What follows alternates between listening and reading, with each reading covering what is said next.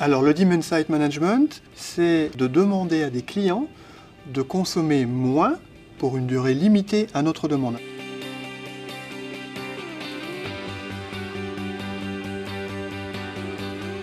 Notre rôle, c'est quand il y a trop de consommation, trop peu de production, hop, de réduire la consommation temporairement pour retrouver l'équilibre.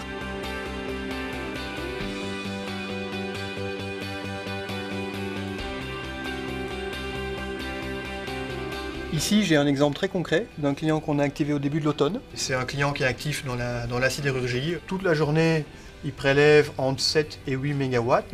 Et vers midi moins quart, on s'attendait à ce qu'il y ait du soleil et du vent. Il n'y avait rien de tout ça, il y avait du brouillard. On a eu un déséquilibre entre l'offre et la demande. Donc à ce moment-là, on lui a demandé d'arrêter immédiatement ses machines.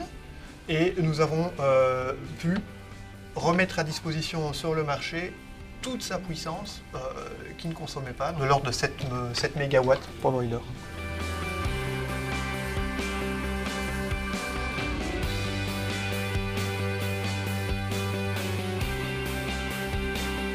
Dans le cadre de la sécurité d'approvisionnement cet hiver, on a fait un appel à la citoyenneté des clients. C'est certain qu'un gros client industriel, il a un cœur de métier, c'est de produire. Ce qu'on lui propose, c'est de rentrer dans un programme où il va s'activer de temps à autre contre une rémunération.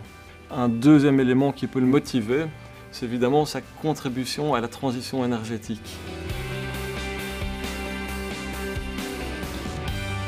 On a de l'ordre de 300 mégawatts de très gros clients qui vont gérer eux-mêmes, grâce à l'accès que nous leur avons donné au marché, leur propre planning de production pour éviter de consommer pendant les crises. Et puis nous avons un grand nombre de petits et moyens clients qui, eux, tous ensemble, font un bloc de 200 mégawatts. Quand on les prévient avant 17 h, ils adapteront leur planning de production par rapport à nos consignes le lendemain.